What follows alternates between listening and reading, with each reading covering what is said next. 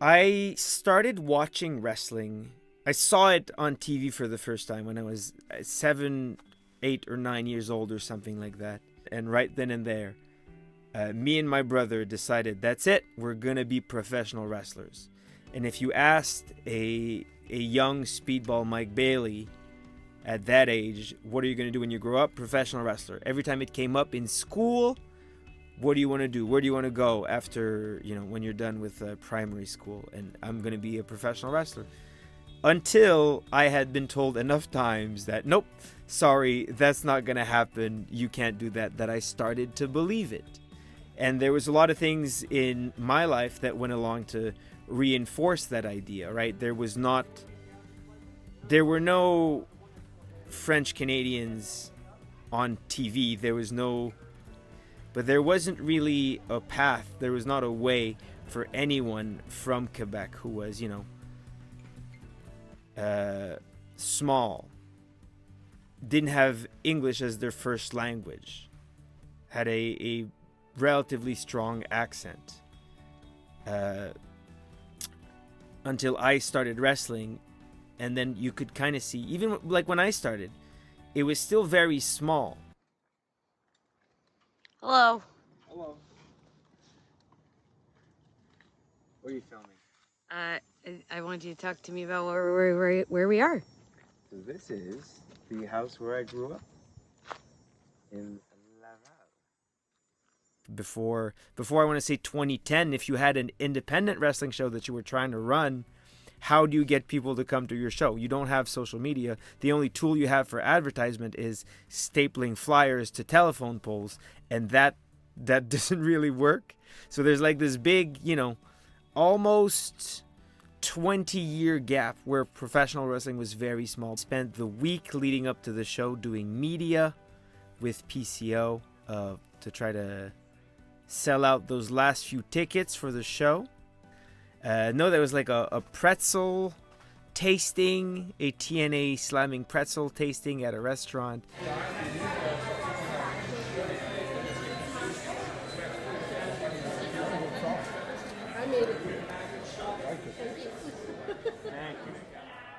They unveiled a banner on Wellington Street. It was actual, events, and being there in person, being, I want to say treated like a celebrity, but that wouldn't be accurate. It would be more like treated like the idea of a celebrity, despite very little people actually knowing who I am. Because the goal of the whole thing is to get them to know who we are. So what's been your favorite bit of media you did so far? So the one I did at CJAD was very interesting. Uh-huh. CJAD rather. Yeah. Because the hosts and the people involved knew nothing at all about pro wrestling. Okay. And evidently neither did their audience.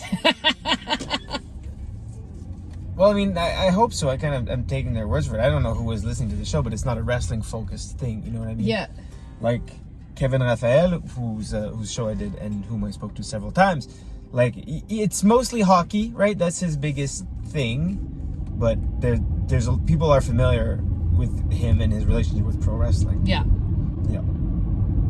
So, what do you do when they don't know anything about pro wrestling? But you want them to come to a particular pro wrestling? So I talk about pro wrestling. I talk about what it is and why they should enjoy it. C'est le plus gros show de la TNA depuis plusieurs années. C'est la première fois qu'ils reviennent à Montréal depuis 13 ans. Puis la lutte à Montréal, c'est comme nulle part ailleurs dans le monde. J'espère que ton histoire le réalise comment Montréal c'est gros comme ville de lutte. And the history of professional wrestling in Quebec is fascinating. And when you're doing something like promoting a huge wrestling show with a company like TNA that the greater public will not be very much aware of, if you talk to people in Quebec, it's funny because there's like a huge divide right in between. You talk to anyone that's over, I want to say, 40, 50 or something, and they're going to be like, oh yes, I remember when I was growing up, all the big names from the 80s, Dino Bravo, Madoc Vachon, Les Rougeaux. Some of them will remember Pierre-Carl Ouellet, PCO, and all those big names that were around before wrestling was monopolized, when it was all around, when there was still a territory in Quebec with its own celebrities and its own professional wrestling. Yeah, so we drove up to Quebec City because there's an exposition right now on professional wrestling and its history at the Quebec City Civilization Museum. So they're doing a little capsule, little video, little project about professional wrestlers and what it's like behind the scenes, backstage at a professional wrestling show. So we went there and we shot for about 4 or 5 hours, things like me thinking about my match and warming up and changing into my costume that I wear to do professional wrestling. And it's really about the process. What they wanted originally was, I think, a lot more about like the transformation and the character work that goes into professional wrestling. But in like doing pre-interviews and stuff, they realized it was a lot more practical than that, and a lot more, about creating the story and writing the match itself, and that was the biggest part of this. So we spent 5 hours shooting that at the Horizon Events Center in Quebec City on, was it Wednesday? The passion in Quebec for professional wrestling has started growing again, and now, I mean,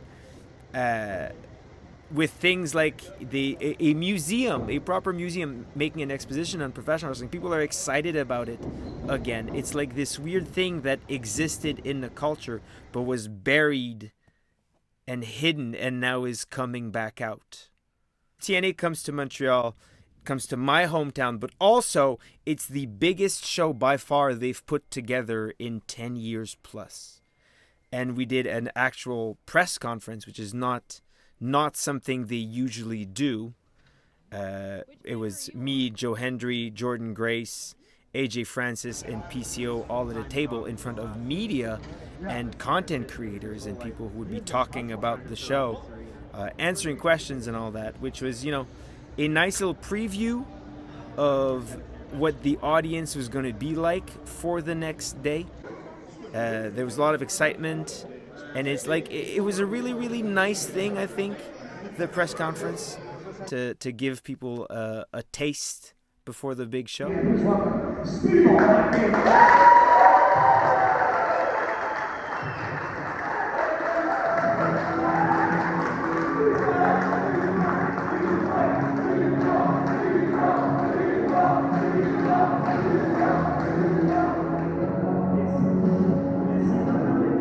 Je suis arrivé dimanche, puis depuis le début de la semaine que moi, PCO, tout mon plus grande tournée médiatique, on a fait des tonnes d'entrevues. Ça a été super plaisant. Je me suis assuré de prendre le métro à chaque jour. Parce que même si notre système de transport en commun est parfait, ça veut dire d'être à l'intérieur de Montréal, d'être connecté avec la ville. Maintenant, tout ce qui reste entre moi et une victoire historique ce samedi, c'est Moustapha Ali.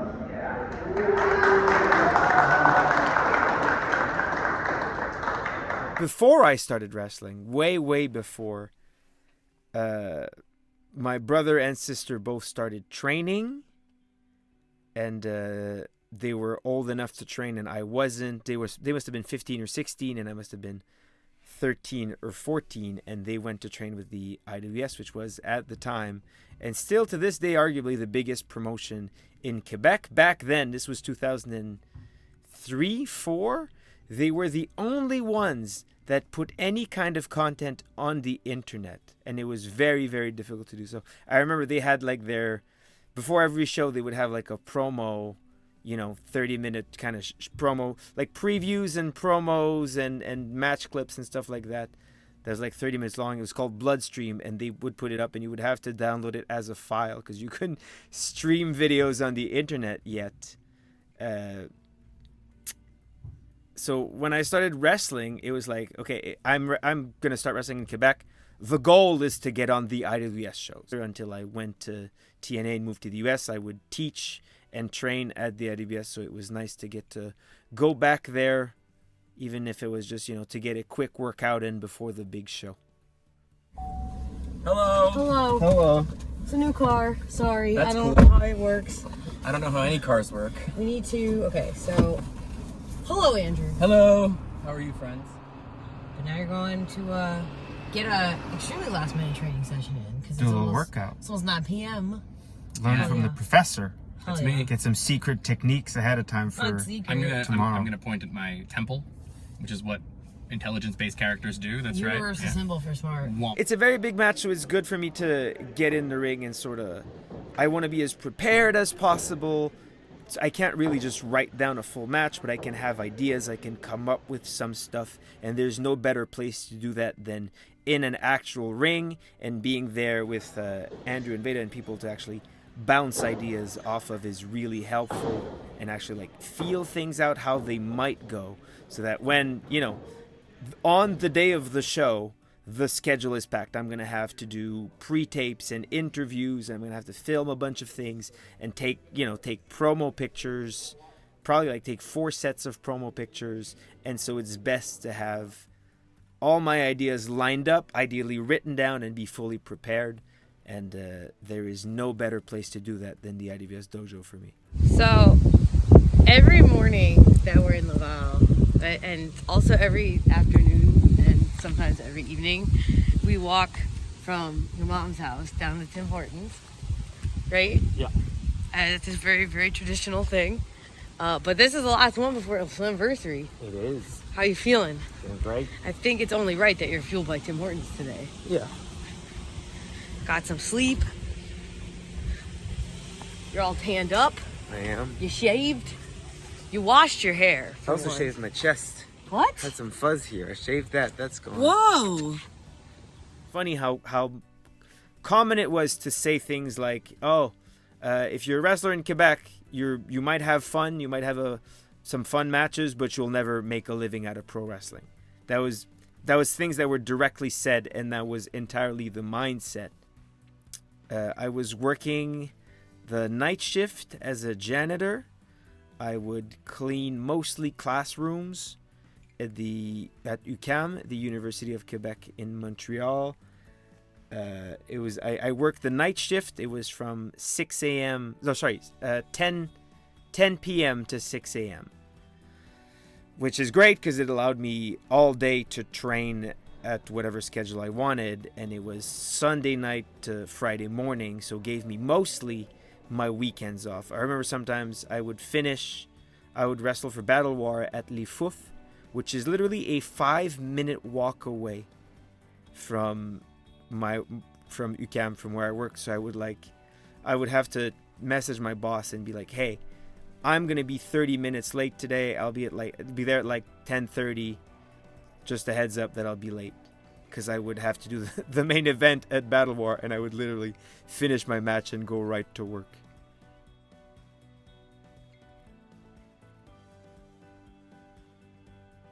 We had to pick from the extras, the people that were there just, not booked on the shows, but helping out, who was going to be secret security and riot guards for Mustafa Ali. And it was all people I knew, which is very funny. A lot of people that I trained, Zach Patterson, Matt Viviani, were part of that. McCrae was the riot guard. McCrae, who did a ton of my seminars and had his first match ever through one of those against Matt Viviani, which was very interesting. We've been very lucky that we've got mostly people that I've had a hand in training for the most important part of the run from Secret Service in TNA. I'm very practical when it comes to professional wrestling. I'm very I'm emotionally detached from my performances. It's a great piece of advice that you will hear early as a pro wrestler. And it's great advice, but enjoy the moments, take them in, take a second to just appreciate how cool what you're doing is, because it very often is. And I've failed to do that consistently just because I kind of can't. I'm way too focused on the mechanics and trying to control everything that I can in order to, have the best performance possible, that I often forget to just, enjoy what I do and appreciate it. How you feeling? Feeling good. Feeling good? Planned. I know the match. Everything is set up, so just gotta wait till it happens, I guess. Everyone has all their stuff? Everyone has all their stuff. And you got the new gear on. This has got to be cold on your toesies. What's this? What is this? Shaken. All right, y'all are semi-main, right? Yes. But the way the match was structured, which a lot of people told me to do that for this match specifically. When you'll come out, you will have 4,000 people from your hometown screaming, shouting, cheering you on, and like, I know that's cool, but there's no way I'll be able to enjoy that until I've actually concluded my performance. Okay, are you ready to go? Yes, I'm ready. Yes, I'm ready. All right, I'll be out there. I love you. I love you. And sometimes it'll take like months. Sometimes it'll take me watching the match back 2 months after the event to be like, you know what? That was actually pretty cool. But this one was different because the way the match is laid out, right? At some point, the referee gets taken down. Secret Service comes up. A brawl happens. Mustafa Ali takes me out. And then Earl Hebner comes out, right? And obviously, Earl Hebner does not come out very fast. And then there's a bunch of things that's going to happen. I'm going to sit in the sharpshooter and then have a little bit of action. And then we go back to the sharpshooter. So that means that between the last thing I do, the ref gets knocked down and then I get taken out. I'm laying there, just laying down in the ring for just under 10 minutes, for the last like 10 minutes of the match. And it was funny because it was in that moment and I got to actually just listen to the reactions from the audience and look at all the faces in the crowd, people that I recognized, people that were like overly emotional about what was happening in a very good way, people cheering, people when it looks like something bad is going to happen, literally just like pure despair on their face. And I thought, man, this is actually pretty cool. And it's very rare in my matches that I actually get to do any of that. So this was different. Perfect.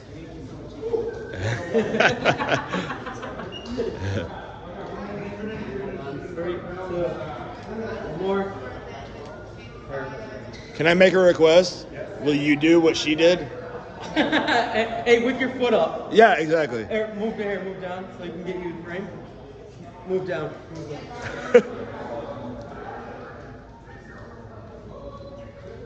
There we go.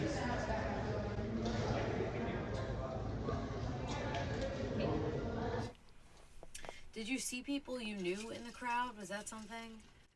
I did. I saw a lot of wrestlers in the crowd when I was looking out. A lot of people that are like actively still wrestling in Quebec. I saw people that did wrestle. I saw people that I met through wrestling. I saw friends and families of wrestlers.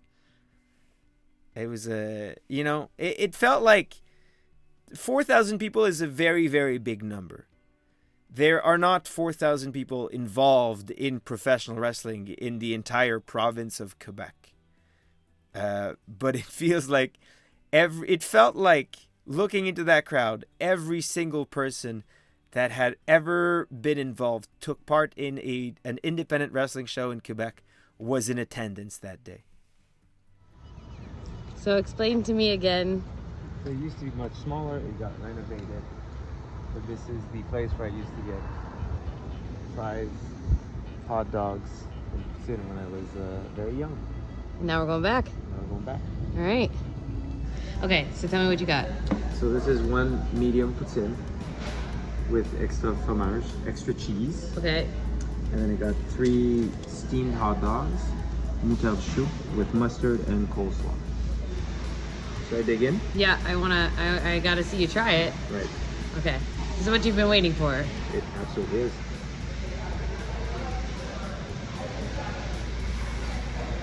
Is it correct? It's perfect, yeah. Wow.